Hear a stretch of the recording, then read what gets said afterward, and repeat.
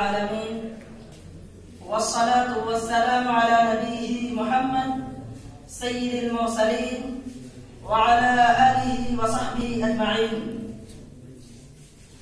All the praises be to Allah, the creator of the worlds, and peace and blessings be upon his Prophet Muhammad sallallahu alayhi wa sallam, the head of all messengers, upon his family and all his companions.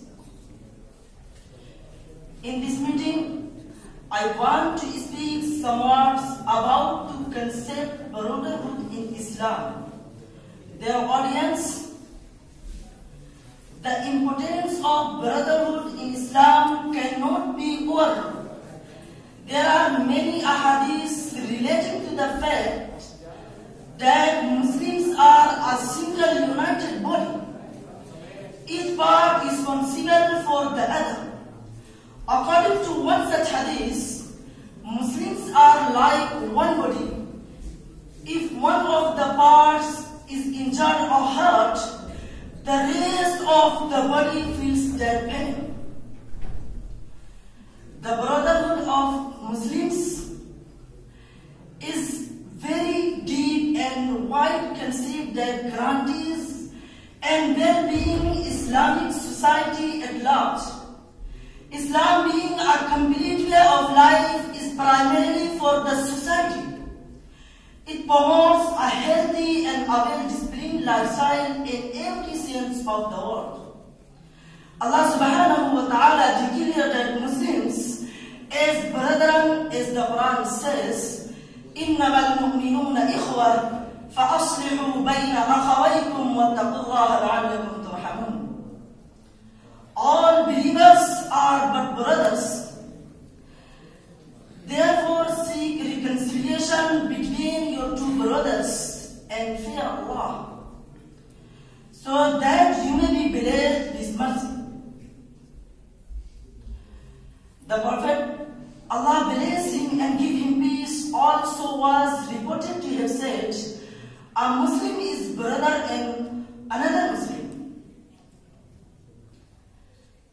So he should not oppress him, and not should he hand over and oppress.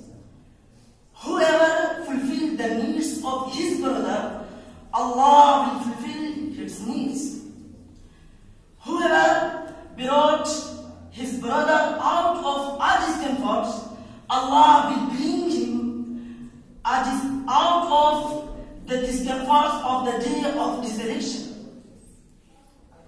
The Prophet, Allah bless him and give him peace, also was said,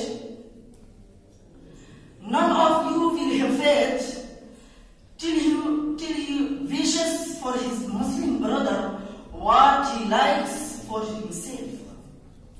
Islam emphasized brotherhood and unity. It promised the things which may harm this spirit.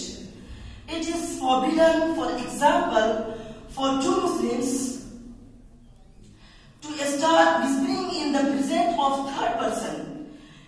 This might offend him and lead him to think the others.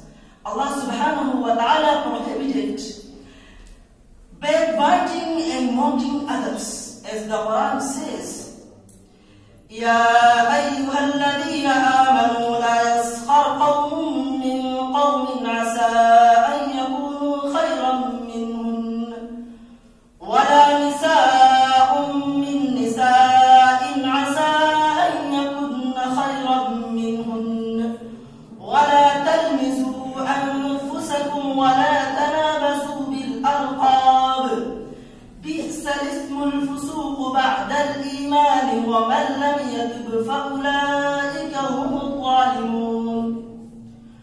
O you who believe, no man should ever scoff at other men.